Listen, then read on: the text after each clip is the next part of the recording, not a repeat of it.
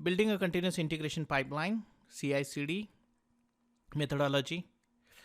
Before we dive into the actual continuous integration pipeline, because Google has given us a way for us to configure continuous integration pipeline using Kubernetes or any other compute platform, but we will not dive directly into it. We'll just go ahead and get some feeling about the background of continuous integration or continuous delivery pipeline. So the basic construct or the concept here is DevOps, the development area, or you can think of something which developers control, which is plan, create, verify, and package the software or the build, and then release it. Make a configuration into, say, different environments, whether it is dev, test environment, pre-production environment, or production environment, and then once it is deployed, once it is configured and customer started using it, monitor those software, and that is operations part. So this is dev and operations wheel, that is what it is called. Let's understand some of the benefits that you get out of DevOps. Continuous software delivery, so you don't have to wait for, once this particular wheel is set up, then you don't have to wait for, say, 3 months release cycle or 1 month release cycle, right? So you can have continuous delivery ability in your SDLC chain. Less complexity to manage, faster resolution of problem. If anywhere, if build is getting failed, or you can think of test is getting failed, then you can resolve it very fast, right? And that's how you can have different alerting mechanism which is triggered to get the developers on board, and developer actually can start working on it and release it again. There is definitely a cultural benefit, happier and more productive teams. You have responsibilities distributed across different teams, accountability distributed across different teams and individual stakeholders, so that they are very focused to deliver the quality code. They are very focused to deliver the process, whether it is testing or whether it is release management, right? In accountable manner. Higher employee engagement, greater professional development and opportunities. And there are definitely business benefits: faster delivery of features, more stable operating environment, improved communication and collaboration, more time to innovate rather than just fix and do a maintenance of, you can think of traditional way of doing, the SDLC. There are DevOps tools which are available and which are used widely on different environments, whether it is on-premise environment, whether you're working on some of the public cloud environment. But these are the tools which are used heavily. So if you look at the planning, I don't have any other tool, means it is not a developer's thing. Once the planning is done, then you start coding. So planning can contain initial planning of software, then initial design of a software, and then breaking that particular software into small chunk of pieces. That's where the code is written. So once the code is written, then you can either use Git or Jira or Confluence to push your code and maintain the documentation around the code. The build can happen using SPT, Maven, and there are hundreds of tools out there which you can use it to build it. On Google Cloud Platform, there is a cloud build which you can use it. And you can have a automated testing cycle like Selenium, JUnit, or any other testing suite which you are using it. And then you can use integration for those and ultimately deploy those codes together from multiple developers, right? That's where you can use either Jenkins, CodeShift, and there are so many tools to release it. You can use deployment tools like Docker, AWS, I can say any other deployment tool. It is just, I think, AWS specific, but any other deploy tool, you can take the code and deploy that into a production, and then that's where you do operate like Chef, Ansible, or Kubernetes. You can have it, and then you can monitor it, Nagio, Splunk, Datadog. There are Google, stack driver monitoring or logging tools which you can use it. So this is the wheel, and you have codes, very much mature code as on today, which you can use it.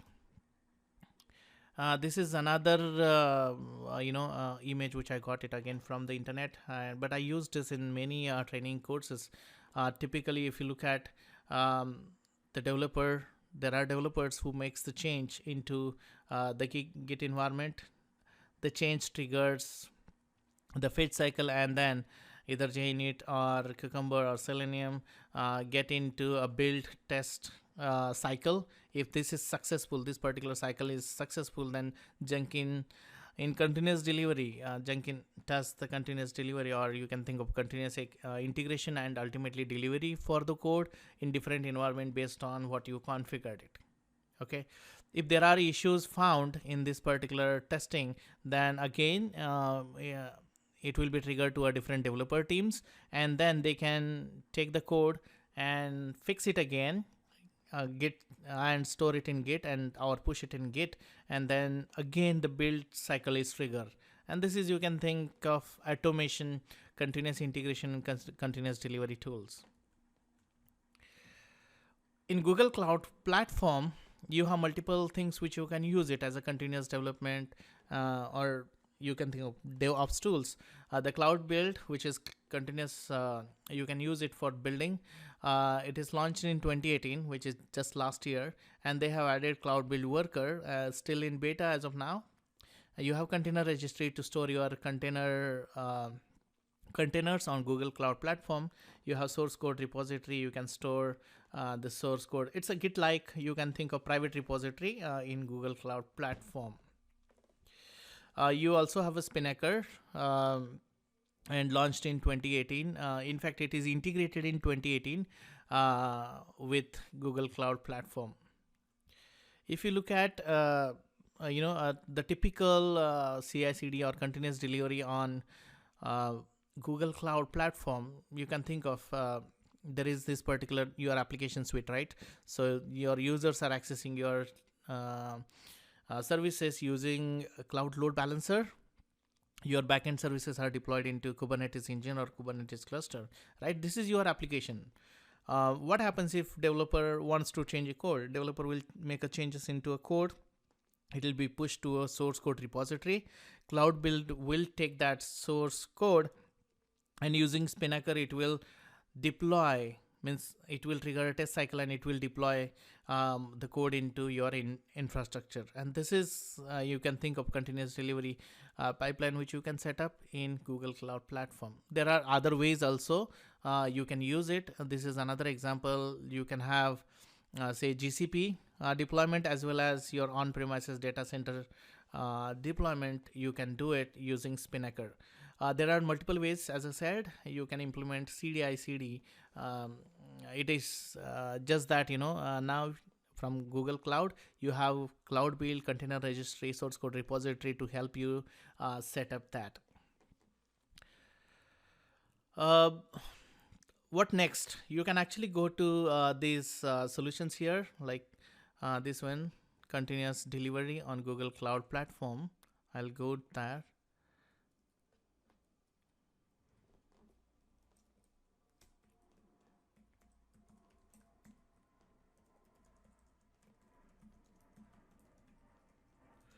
I can give the links for this one if at all it is required, but you can go here and it will give you insight thoughts about the benefits of continuous delivery set up on Google Cloud Platform. The image which we just saw are different use cases for serverless deployment, delivery with the containers, different customers and their use cases or case studies. So continuous delivery pipeline with Spinnaker and Google Kubernetes engine, you can go here, or continuous delivery tool integrations. All of that is available for you to do it. We are going to see some of the examples out of it as a demo in subsequent lectures. I will try to do that before we release it as a production version, probably not in beta version. Okay, that's it guys, as a continuous integration and continuous delivery.